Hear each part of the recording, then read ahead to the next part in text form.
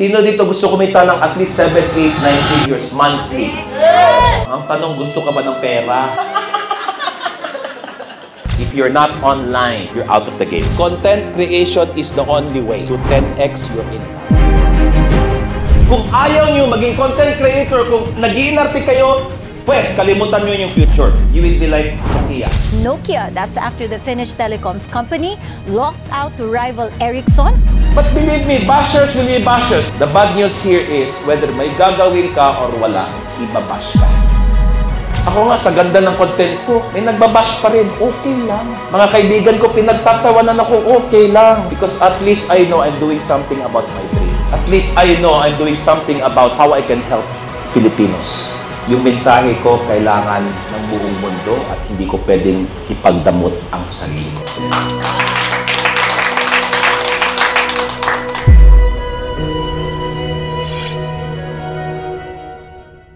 Friend, kung napanganak kang pangit, wag masyadong pangit, talagang kumakalait.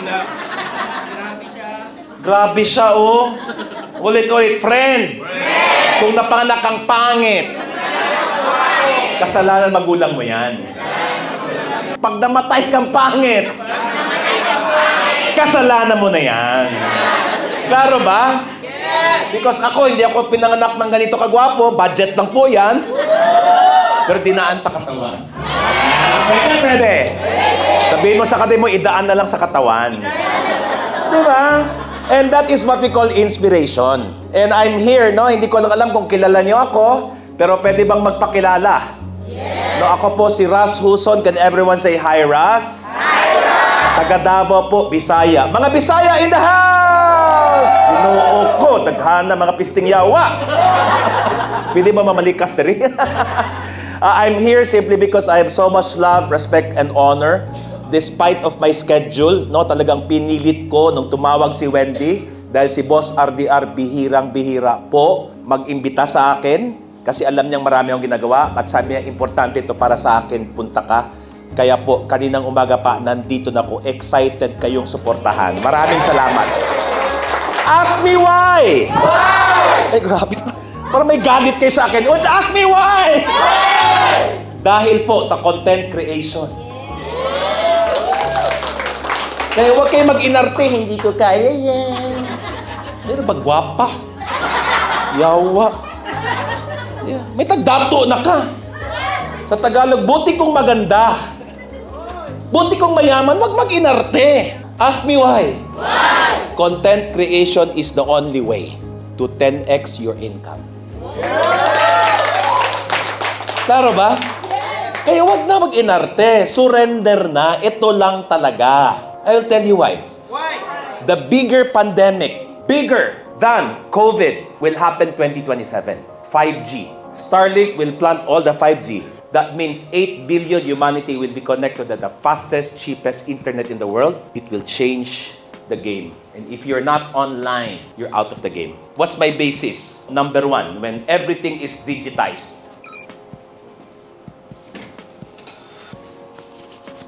Digitized. The next day will be disruption. Digitize, disrupted. So pag na-digitalize na, ma-disrupt na. Tama ba? Pag na-disrupt na yan, ang mangyayari, ma-dematerialize. Anong ibig sabihin dito? Sino dito, naabutan mo, kung hindi ka makikinig ng music sa radyo, paano ka makarinig ng music tungkol lang sa bilog na kulay itim na pag pinaikot mo, may music. Ano tawag doon? Ay, grabe. Yung kaidarang ko kilala yung plaka. Naabutan niyo yung plaka? O, tapos nawala yung plaka. Anong next? Hindi. Paano mag-rewind? Ballpen. Klaro. Tapos nawala yung cassette tape. Ano nangyari? CD. Nawala ang CD. Ano nangyari? USB. Right? Floppy disk, MP3. Nung nawala lahat yan, nasaan ang music? Spotify. Dematerialize. Yan yung mangyayari. Kung ayaw nyo maging content creator, kung nag-iinarte kayo, pues, kalimutan nyo yung future. You will be like Nokia. How do I know? I'm also in network marketing. Utang na loob ko, ang aking limpak-limpak na kayamanan ngayon dahil sa network marketing. In fact, no? Noong nakita ko yung style ni Boss Atoy, nako, mag-ingat kayo. Magtatayo ako ng team dito. Kasi sa totoo lang, exposed po ako sa network marketing. Huwag ilabas ito, ha? Siyempre, may mga sponsor tayo dyan, di ba? Pero nung nakita ko si Boss Atoy salita, sabi ko, kung ano man ito, bibili ako. Sign up na ako. Ang tawag ko dyan, platform. At blessed kayo because your company is thinking about this for you. Buhay sila nang wala kayo. At ito pa yung pinaka-bless. Yung kinuha pang tao na magturo sa inyo, si Boss RDR, napakagaling, napakahusay. Ask me why. Why? Nung nag-decide ako, August last year, first time ko na-meet si Boss Wendy, nag-10x po ang negosyo ko. Pag sinabing 10x, 10x. Yun bang hindi ka na nang re-recruit because yung mga tao, pumipila na lang sa'yo. Maganda ba yan? Yes! Ay, maarte. Ang hirap niya, hindi ko kaya. Yawa. Di ba? Huwag masyadong maarte. Kaartehan mo lang yan. Baka mabash ako. Diyos ko. May gagawin ka or wala, mababash ka. Ano mas importante? Pangarap pamilya mo ang bashing? Oh, pero ngayon, based on result, takot-takot kayo. Ibig sabihin, takot kayo anong sabihin ng hindi nyo kaano-ano versus mahal mo sa buhay. Blessed kayo. Nabigyan kayo ng pinakamagaling na mentor. Yung kumpanya nyo naniniwala dito. Hindi ko lang alam kung may binayad kayo, pero ako, nung tinake ko ito kang Boss RDR, 3 araw nga lang kami, 60,000 binayad ko. Pero in less than a month, nag-10x lahat hanggang ngayon. Nasa sa inyo na yan. Mag-iingat kayo. Ayoko yan. Hirap. Klaro ba? Titibagin ko niya yung utak. Kasi bakit? Mawawala kayo. Dematerialize. Bakit? Magiging available yan. Demonetize. Democratize. Ibig sabihin, available. Kaya huwag yung antayin. Magtayo ako ng team dito, ha? Mawawalan kayo. Kasi bakit? Biruin mo yun. Sino napanood na ako sa video? Napapanood niya, oh, kita nyo? Diba, 24 hours may nagsasalita para sa akin. Ayaw niyo pa nun? Mas gusto niyo mano-mano? Hindi pwede. Hindi ako galit, ha? Passionate lang ako. Kasi sayang yung investment dito pag hindi natin ito tinamad. Bakit? Takot ka. Tama na. Democratize. Available. Sige nga, sino dito naabutan yung Kodak? O, ilang shots? 36, no? Pag medyo cheap ka, doon ka sa Agfa, ilang shots? 36 plus 2 by 38. Di ba? O ngayon, ilang picture ang meron ka? 1,000. Yan yung sinasabi ko. Kung hindi kayo nagiging content creator or yung team ninyo or kayo walang balak dyan para parang tipid-tipirin natin. Because sooner or later, I'm gonna give it like 5 years, it will be demonetized. Hindi siya demonyo, ha? Demonetize. Anong ibig sabihin? Yung pera wala nang halaga. Ano nang kapalit ng pera? Trust. If you are not seen on the internet, who will trust you? Sige nga, sino dito nag-book na ng Airbnb? Right? Or may nabili na sa internet, yun na lang. Anong tinitignan nyo? Yung picture, product, features, or yung reviews? Exactly. Sino nagre-review sa mga itsura ninyo? Klaro ba? Huwag kayo masyadong maarte. Pag maarte ka, wala kang income, wala kang hanap buhay, mauubusan ka. Ayaw natin yan. Kaya nga, simula anong karapatan ko nandito ako? Kasi, produkto po ako na hindi naniniwala. 53 na po ako. At bakit pa ako magko-content creator? Successful na ako. Magaling na ako. Hindi ko na kailangan yan. Pero ito yung na-realize ko. Yung mensahe ko kailangan ng buong mundo at hindi ko pwedeng ipagdamot ang sarili ko. Bakit nandito pa rin ako? Siguro napansin nyo, gabi-gabi may live ako. Wala namang binibenta. Kahit saan nakikita nyo ko, hindi naman naniningil. Kasi ako po yung taong buhay na hanggang 50 years. Kahit hindi ako makikita, okay po ako. The same lifestyle. Next week, I'm flying to Dubai and then Europe with my family, all business class. And huwag kayo mag-wow kasi every month po yan. Eh di kayo na! Last month, Holy Week, we rented the entire island in Fern Farm. Pero bakit yung trabaho ko, parang si Boss RDR, parang kailangan kumikita ng pera, pero hindi naman kailangan. Kasi yung pangarap ko, ito lang. Repeat after me. Bawat Pinoy. Bawat Pinoy. Masaya. Masaya. Bawat Pinoy. Bawat Pinoy. Mapayapa. Mapayapa. Bawat Pinoy. Bawat Pinoy. Masagana. Masagana. At higit sa lahat, bawat Pinoy. Bawat Pinoy. Malaya. Malaya. Yan ang aking paninindigan. On what sake? On what evidence? You are a beautiful creation of God. And therefore, you deserve all the blessings. But you need to start changing the way you think. So kung ngayon, nag-aalinlangan ka pa, natatakot ka pa, huwag ka nang sumali dito. Kasi we don't have room for people who don't believe. Kailangan buong-buo ang loob nyo. Kasi sayang yung 6 na araw. Sayang. Sayang. Kasi sinabi ni Coach Mix kanina, faith, paniniwala. Pero pag hindi tayo naniniwala, solusyon to, wag na lang. You know, ako for the longest time, ayaw ko talaga ng online check-in sa airline. Tapos one time, umiiyak na ako, tumawag sa akin si Migs. Ba't ka umiiyak, Coach? Sabi ko, 30 minutes na lang, flight ko na, baka maiwanan ako. Bakit nasaan ka? Pumipila pa. Bigay mo sa akin yung number, coding. Bakit? I-check-in kita online. Wag na, Migs, gusto ko dito. Hindi, trust me, boss. So binigay ko. O boss, pasok ka na, ano yan? Boarding pass mo. Totoo? And starting that day, up until now, online check-in ako parati.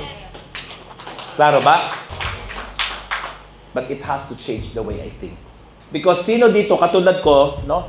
Isang networker. So right now, I have a network marketing business. It's called Kangen Water. Familiar? Okay. Top 3 po ako nationwide. Ganda ba yan? Right? I also have a franchising in terms of network marketing. It's called Sip Up Coffee. We have 40,000 distributors. 10x because of social media content creation. But here's the thing. Napapanood nyo ba ako sa content ko? Nakikita nyo ba ako nagbebenta? Nakita nyo ako nagre-recruit? Yun. Parang si Doc Atoy. Wala siyang binibenta, pero nandun ako nakikinig, front row. Nakita nyo ba ako doon? Tuwang-tuwa. First time ako nakitang ganong speaker, no? Number 1 fan na siguro ako ni Doc Atoy. Kung ano man niyang binibenta niya, ako unang pipila at bibili. Bakit? Napakahusay, napakaganda. Because at the end of the day, this is what we call, you must have your own platform. Klaro ba? Ano yung platform? Platform is what you put out, not to recruit, not to earn, but to serve the world big time. Ask me why. Repeat after me. The biggest givers are the biggest winners. So which means, if you're able to put out your platform, just like your platform with Health Forum, and lahat kayo marunong mag-Doc Atoy, my God, yung sinasabi niya lahat, totoo yun. Maniwala kayo. Fresh ba? Oh, mortalizin sa akin, pag tulog ako ng alas 11, dapat alas 10, nasa bed na ako. Yung sinasabi niya lahat, yun po. Si Dr. Sunshine, ano pa yun? Dr. Water, Dr. Air, lahat yun. Totoo. Pero hindi alam ng sangkatauhan, kaya kayo ang magpapalaganap, magpapalaki ng platform natin, and in return, that's business. Kaso lang nauna pa, ay, baka may masabi, ay, baka mabash. Buti sana madaming viewers. Hindi pa nga nag-upload. But believe me, bashers will be bashers. Can you say that? Ready, begin. Bashers will be bashers. The bad news here is, whether may gagawin ka or wala, ibabash ka. Ako nga, sa ganda ng content ko, may nagbabash pa rin, okay lang. Mga kaibigan ko, pinagtatawanan ako, okay lang. Because at least I know I'm doing something about my dream. At least I know I'm doing something about how I can help Filipinos. But you need to look at this as a long term. Wala pong sikreto. Nung napabarkada na ako sa mga napakahusay, napakagaling na mga content creator, at hindi ako pressured kung wala pang million ang nanonood sa videos ko. Hindi ako pressured kung wala pa pang million followers. Kasi naintindihan ko yung tinatawag natin na tipping point, which means it's a 10,000 burning hours that you do something consistently the next 10 years. Diyan yan sasabog. Kaya huwag ka magsabi, ay, nag-upload daw kahapon, walang nanood. Of course, ganun talaga. Diba?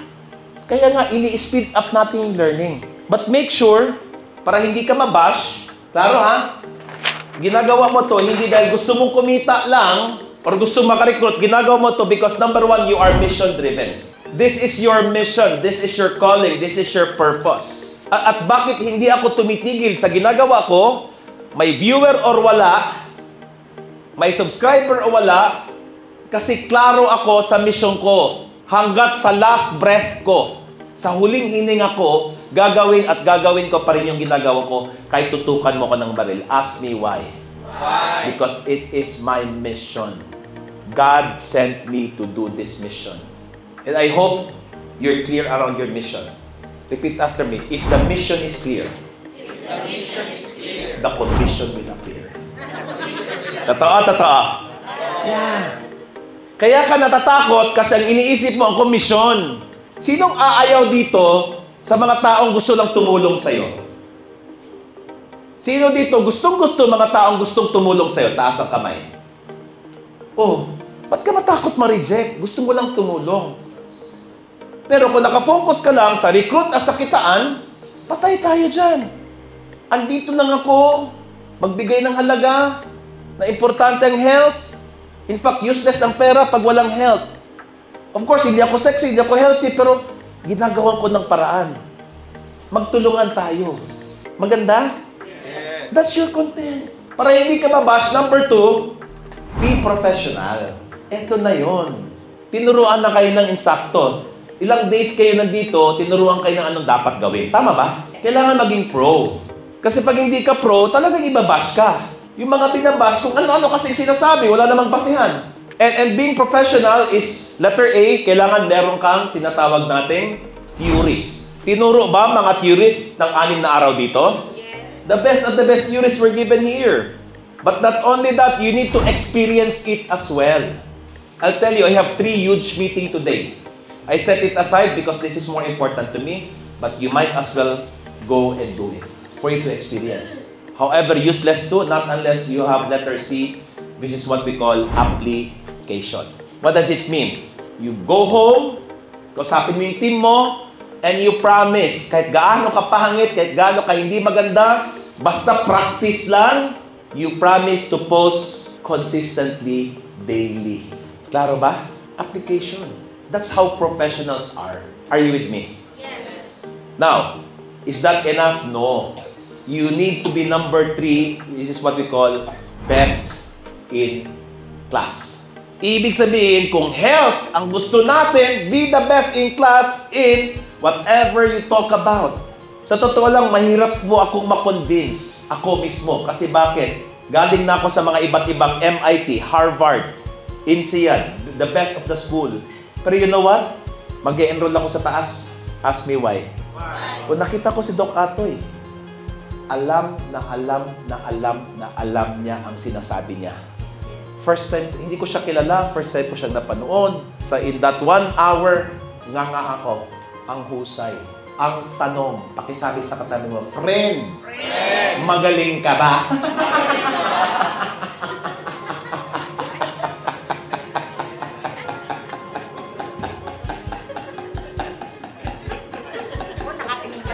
Bawal? Gandang-ganda ako sa'yo, no? Klaro ba? Best in class. Are you that good? Because if you're not that good, sorry, money will not go to you. Sino dito gusto kumita ng at least 7, 8, 9 figures monthly? Ang tanong, gusto ka ba ng pera? Ganun lang yan. Gugustuhin ka ng pera kung ikaw ay number 1, pakibasa? Yeah, because it's in giving that we all receive. But what kind of money do we want? It must be professional money. Hindi yung, sige na nga, para makaalis na yan. Diyos ko. Peddler? Networker? Again, I have nothing against peddler, networker. But be professional at least. Klaro ba? Katulad ng pandemic, di ba? Nag-uso yung mga dalgona coffee, yung mga ube pandesal. Oh, Bakit biglang nawala? Bakit unang-una, ginawa lang kasi gustong kumita? Nothing wrong. But number 2, sa bahay lang, ganun-ganon, may mga pawis pa.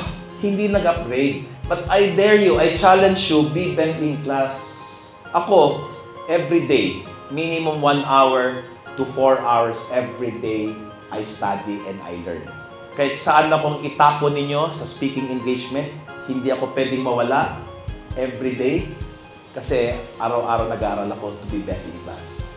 But if you want to 10x your business, kulang ang professional, mission-driven, best in class, you have to be top of mind. And madaling maging top of mind ngayon kasi dati pag gusto maging top of mind, kailangan muna naririnig ka sa radyo. Tama ba? Magkano ang ad sa radyo? 30 seconds, 60 seconds, 20 seconds, daang-daang libo. Kung hindi radyo, TV. Tama? Kung hindi TV, billboard. Kung hindi billboard, saan? Newspaper. We cannot even afford it. At kung afford mo man, sino lang pwedeng lumabas sa TV? Pakisabi sa katabi mo, yung kasing ganda mo. Di ba? Ngayon, equal playing field na. And why don't we use this? Again, top of mind, where everyone sees you, hindi lang yung kabarangay mo. Anong metaphor ko nito? Saan mas maganda mangisda? Sa ocean or doon sa aquarium? Ocean talaga. Kasi sa aquarium, mauubos ka agad yan. Kung hindi tayo nagko-content creation, aquarium lang tayo nangingisda. Tapos kawawa ka, pagtatawanan ka, ire-reject ka. Dapat lang. Bakit? Number 1, hindi ka mission-driven. Ginagawa ba ito para kumita? No, don't do that. Number 2, hindi ka professional. Ang ganda nga, oh. Wala pa ako nakitang ganito kagandang auditorium sa isang network marketing company. Ibig sabihin, they're pushing a lot for you to be professional. Nasa sa inyo na lang talaga ang may problema. Klaro ba? But number 3, magaling na magaling ka ba? Because yung kitaan will depend on how good you are. And this is the exact term. Please write this. Be irreplaceable. But the only way you can be top of mind right now is to be a content creator. Klaro ba? But number 3, magaling na magaling ka ba? Because yung kitaan will depend on how good you are. And this is the exact term. Please write this. Be irreplaceable. But the only way you can be top of mind right now is to be a content creator.